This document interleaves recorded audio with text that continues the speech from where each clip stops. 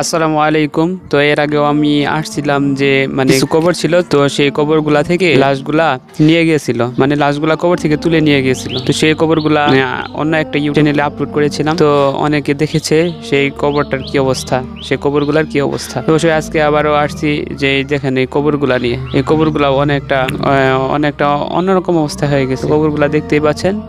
তো কবরগুলার ভিতরে তো নেই মনে হয়, তো হাড়ও খুঁজে পাওয়া যাবে। কিছুদিন আগের কবর, তো এগুলা দেখেন কি অবস্থা, কি অচল হয়ে গেছে। এখন এই কবরগুলার উপর দিয়ে আর নতুন নতুন কবর হচ্ছে, তো এদের উপর দিয়ে কবর দেওয়া হচ্ছে, অনেকগুলা কবর এদের উপর দিয়ে কবর খোঁড়া হচ্ছে, তো দেখতেই পাচ্ছেন।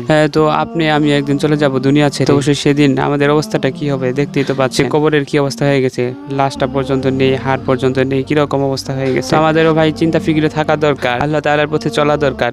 জানি না কখন মালাকুল মউত এসে আমাদের দেহটা নিয়ে যায়, নিয়ে গেলে দেহটা কবর করে সেখানে আমাদেরকে দাফন করে দিবে।